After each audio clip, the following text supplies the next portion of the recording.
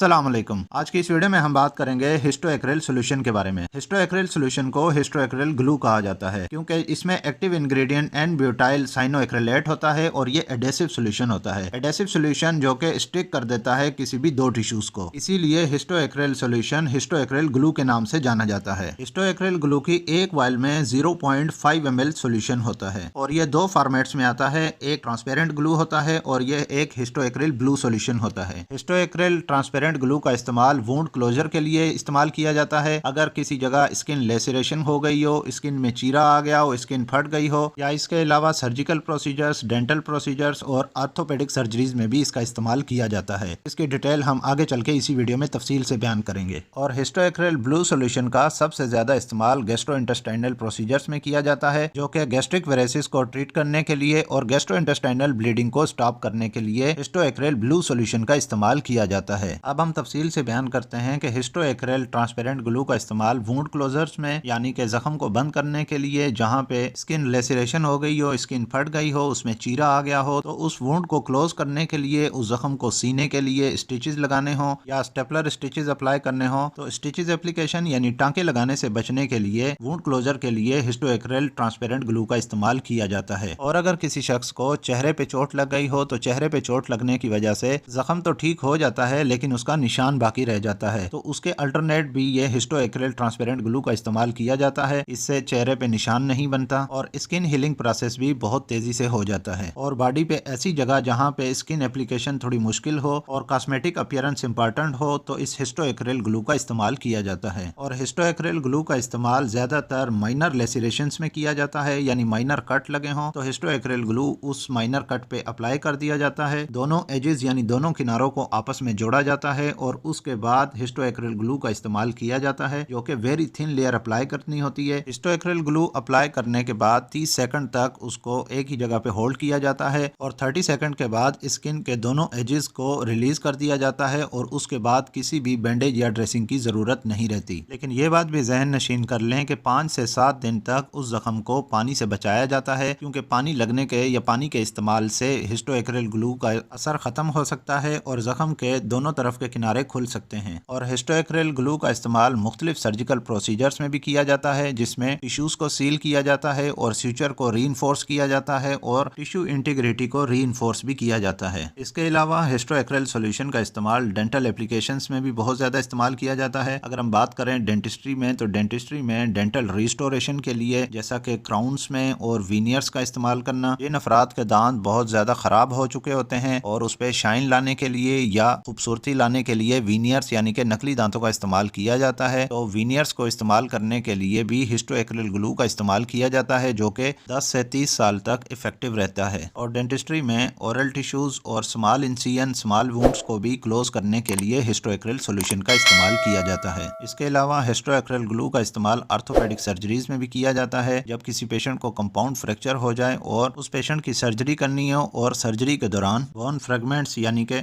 हड्डी के छोटे छोटे टुकड़ों को आपस में मिलाने के लिए ट्रेडिशनल फिक्सेशन करने के लिए आर्थोपेडिक सर्जरी में भी हिस्टोएक्रिल ग्लू का इस्तेमाल किया जाता है। अब जहां पे हिस्टोएक्रिल सॉल्यूशन के टॉपिकल एप्लीकेशन के फायदे हैं, लेकिन वहां पे इसकी कुछ लिमिटेशंस भी हैं, पोटेंशियल रिस्क भी हैं, क्योंकि हिस्टोएक्रिल ग्लू के इम्प्रॉपर एप्लीकेशन यानी इसको सही तरीके से इस्तेमाल ना करने पे टिश्यू डैमेज हो सकता है या किसी पेशेंट में एलर्जिक रिएक्शन हो सकता है और इसके अलावा इन्फेक्शन भी हो सकता है। इसीलिए हिस्टोएक्रिल सॉल्यूशन का इस्तेमाल हमेशा डॉक्टर की ज़ेरे निगरानी ही करना चाहिए, ताकि प्रोटोकॉल और गाइडलाइन को फॉलो करते हुए हिस्टोएक्रिल सॉल्यूशन का सही तरीके से इस्तेमाल किया जा सके। अब हम बात करते हैं हिस्टोएक्रिल ब्लू सॉल्यूशन के बारे में। तो गैस्ट्रोइंटेस्टाइनल प्रोसीजर्स में हिस्टोएक्रिल ट्रांसपेरेंट ग्लू के बजाय हिस्टोएक्रिल ब्लू कलर के ग्लू का इस्तेमाल किया जाता है, क्योंकि हिस्टोएक्रिल ब्लू सॉल्यूशन में ट्रांसपेरेंट ग्लू की निस्बत ज्यादा थिकनेस होती है, जो कि ट्रांसपेरेंट ग्लू से ज्यादा इफेक्टिव होता है। तो गैस्ट्रोइंटेस्टाइनल प्रोसीजर्स में एंडोस्कोपिक प्रोसीजर करते हैं। एंडोस्कोपिक प्रोसीजर में गैस्ट्रिक वेराइसिस की एग्जैक्ट लोकेशन देखते हैं। जिस जगह पे गैस्ट्रिक वेरिसील हो रहा हो और पेशेंट को ब्लीडिंग हो रही हो, तो उस एरिया को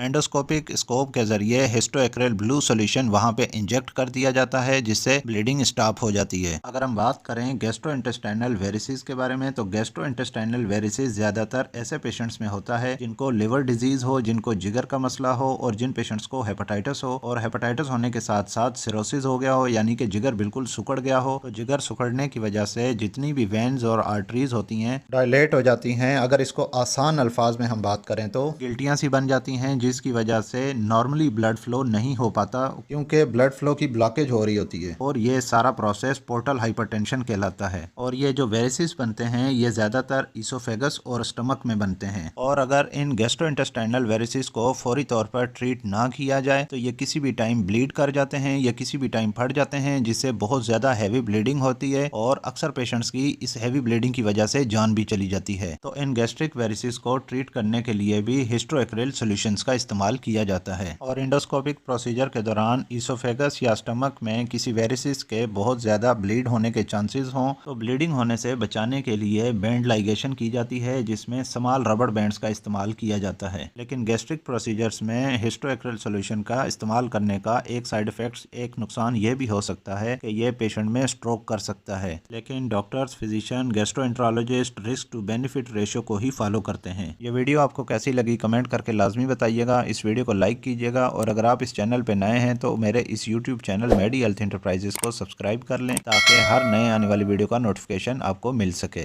मेरे इस यूट्यूब चैनल पे क्लिक करके आप मजीद मेडिकल इन्फॉर्मेशन की वीडियोस भी देख सकते हैं। तो मिलते हैं नेक्स्ट वीडियो में, तब तक के लिए अल्लाह हाफ़िज़।